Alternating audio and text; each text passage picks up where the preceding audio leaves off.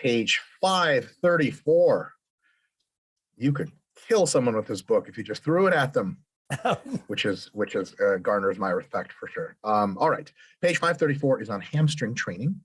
And the quote here is, quote, "A straight-legged deadlift," pictured just below, "does not cause sufficient contraction, muscle shortening of the hamstrings to produce muscle growth the same way that moving our straight arm back and then forward would not be sufficient biceps contraction to stimulate growth." So the claim here is the stiff-legged deadlift, straight-legged deadlift, does not cause sufficient contraction of the hamstrings to produce muscle growth. So I'm to understand that the claim is that the stiff-legged deadlift is not a growth-promoting exercise for the hamstrings. Is that the claim? What I would say is that it's not nearly as productive for the hamstring development as a leg curl is. In other words, for the same reason that you would not expect the bicep to grow by doing the exact same movement as would be considered a stiff-legged deadlift.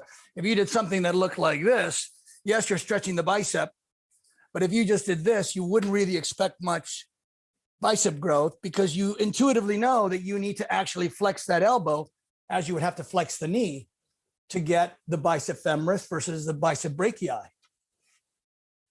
Why wouldn't we get bicep growth like that? Well, because you're relying entirely on stretch. And why is that not growth promoting? I thought there was a pretty good literature. Just stretch under load is a very growth promoting modality. Well, stretch mediated, right? In other words, if you went like this on an incline bench and you did your curls like this, you're getting your bicep stretch and a contraction, right?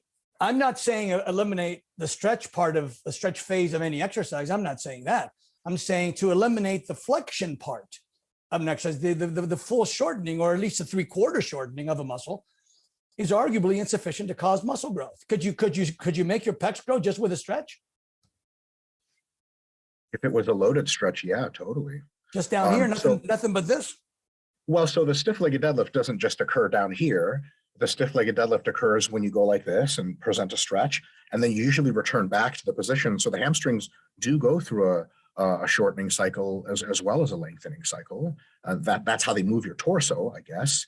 So doesn't a stiff-legged deadlift take the hamstrings through a pretty significant range of motion, though not their full range of motion, but a pretty significant chunk of that really deep stretch position, which might be the most hypertrophic for them? If I had the choice between doing a seated leg curl, during which I held onto those handles and pulled myself forward so then when my leg is straight, I'm getting maximum hamstring stretch. And then I flex the knee and I get full hamstring contraction. That to me seems much more full range of motion, much more productive than just getting the stretch without the knee flexion. I just think the knee flexion is an important part of hamstring training. Okay, so the claim there is the hamstrings, the straight-legged deadlift does not cause sufficient contraction of the hamstrings to produce muscle growth. So you would say that maybe that's a bit of an extreme statement, and maybe as much muscle growth as including a full range contraction? Keeping in mind, of course, that there's never been a double-blind study to show this, right? And again, I think we would have a hard time getting volunteers to say, okay, you over there, you 50 people over there, you're not going to do any kind of knee flexion exercise for your hamstrings. You're just going to do deadlifts. And this group over here, you're just going to do leg curls. If you did do that study, I feel very strongly that the group that's doing the knee flexion version of hamstring contraction is going to get a better result, significantly better result. And this is based on what sort of reasoning, Doug? Just the reasoning that in all of our exercises that we do, whether we're talking about quadricep training, tricep training, bicep training, lat training, all of those exercises utilize full shortening of the muscle, full contraction of the muscle. So why would we think that the hamstring is the one exception that you don't need knee flexion, you don't need full shortening of that muscle? Seems to me that if you're going to get as much benefit or close to as much benefit with the stiff-legged deadlift for the hamstrings, then it proves that we don't need contraction for any muscle. We can stop short of We can leave the last 60, 70, 80% of the range of motion unfinished, unflexed for all of our muscles, for our pecs, for our biceps, for our triceps, for our quadriceps, and it's perfectly okay because we got maximum stretch. I think that's a difficult argument to believe. So stiff-legged deadlifts then maybe do cause some muscle growth, but in your view, less per number of sets done than like leg curls, for example. Yeah, I would say, again, if we look at empirically everything else that we do for muscle growth, you would never think to eliminate the last 60, 70% of the range of motion of all the muscles and expect decent growth. So there's a recent study specifically on leg extension, which they did the three groups. One did the whole thing. One group just did the bottom, the half. The other did just the top half. And the bottom half only group actually beat the other two groups in hypertrophy.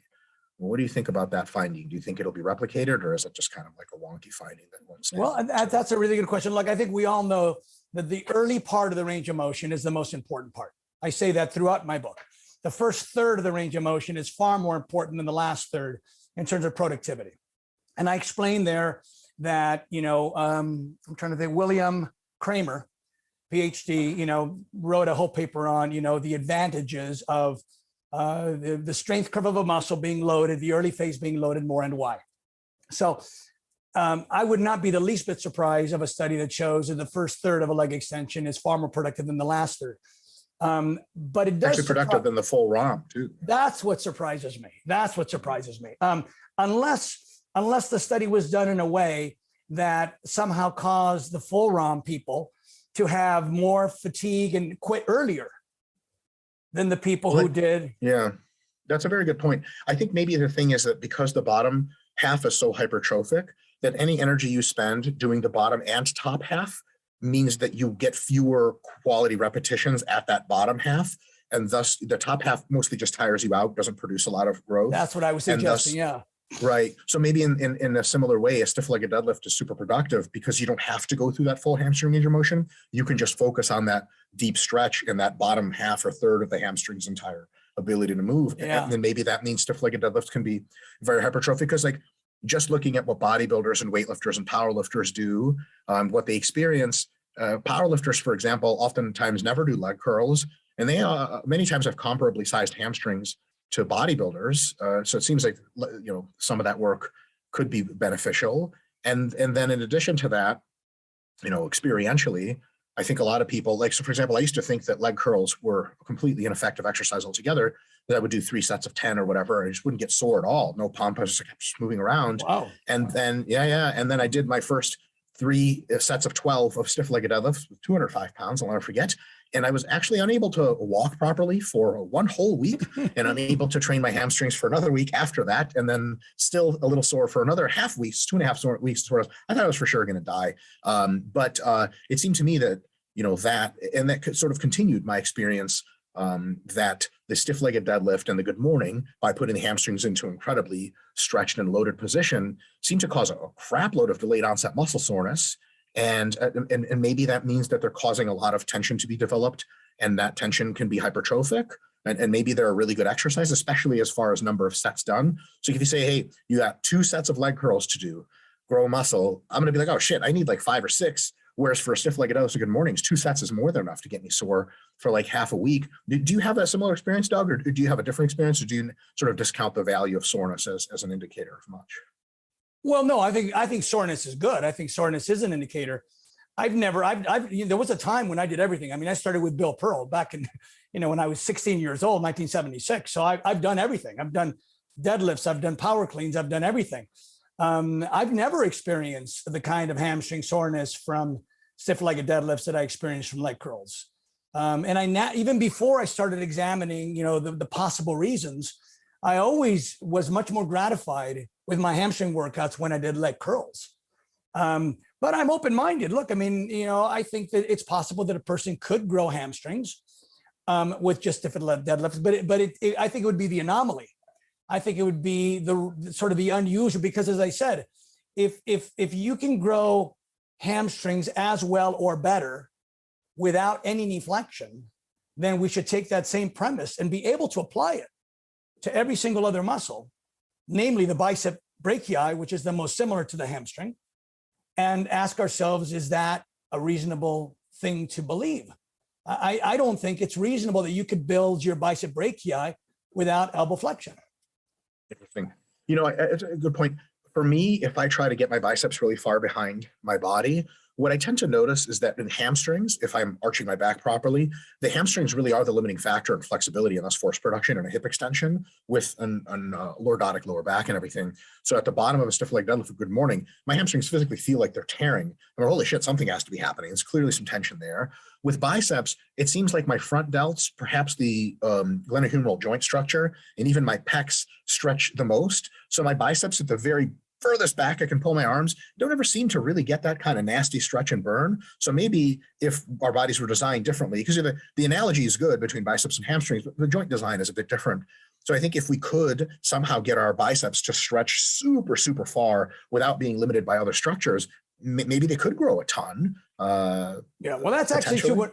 When I, a long time ago, when I was told that the incline dumbbell curl was especially good because it stretches the bicep, the first thing I thought when I did it was, I feel this stretching in my hand, in my front deltoid.